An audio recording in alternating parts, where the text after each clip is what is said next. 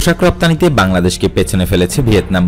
তৈরি পোশাক রপ্তানিতে বাংলাদেশের বড় প্রতিদ্বন্দ্বী এই দেশটি। বৈশ্বিক পোশাক রপ্তানিতে দ্বিতীয় স্থান দখল করতে কয়েক বছর ধরেই বাংলাদেশের ঘাড়ে নিঃশ্বাস ফেলছে দেশটি।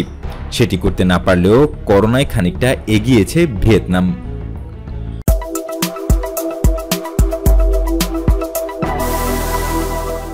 তৈরি পোশাক শিল্প মালিকদের সংগঠন বিজিএমই এর তথ্য অনুযায়ী চলতি বছরের প্রথম ৫ মাসে অর্থাৎ জানুয়ারি থেকে মে বাংলাদেশ ৯৬৮ কোটি ৪৯ লাখ ডলারের পোশাক রপ্তানি করেছে।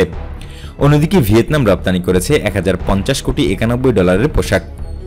বিশ্ব বাণিজ্য সংস্থা বা ডব্লিউটিওর ওয়ার্ল্ড স্ট্যাটিস্টিক্যাল রিভিউ 2020 প্রতিবেদন অনুযায়ী পোশাক রপ্তানিতে দ্বিতীয় অবস্থানে আছে ইউরোপীয় ইউনিয়ন, তবে একক দেশ হিসেবে বাংলাদেশ দ্বিতীয় আর চীন শীর্ষে। নিট পোশাক শিল্প মালিকদের সংগঠন বিকেএমই এর সহসভাপতি মোহাম্মদ হাতেম জানান, সর্বশেষ ১৯-২০ অর্থ বছরে ভিয়েতনাম ৩০৯১ কোটি ডলারের পোশাক রপ্তানি করেছে, আর আমরা রপ্তানি করেছি ২৭৯৫ কোটি ডলারের পোশাক। সেই হিসেবে আমরা কিছুটা পিছিয়ে গেছি, তবে শিগগিরই আমরা আবার ঘুরে দাঁড়াবো।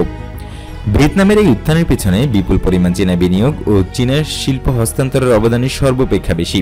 এ বিষয়ে আগ্রহীগণ একটু ভালো করে পড়াশোনা করলেই পিছনের গল্পটা বুঝতে পারবেন। চীনা বিনিয়োগকে চীনা ঋণের আগ্রাসনের ভয়ভীতি হিসেবে প্রদর্শন করা হয়। চীনের কাছে দেশ গেলানোর আতঙ্ক ছড়িয়ে যারা চীন থেকে বাংলাদেশকে হাজার মাইল দূরে রাখার পরামর্শ দিয়ে থাকেন, তারা আসলে বাংলাদেশকে কোন সূচকে কয়েক শত মাইল নিচে নামাতে চায় তার সম্পর্কে এবার আশা করি একটু ধারণা জন্মাচ্ছে সবার।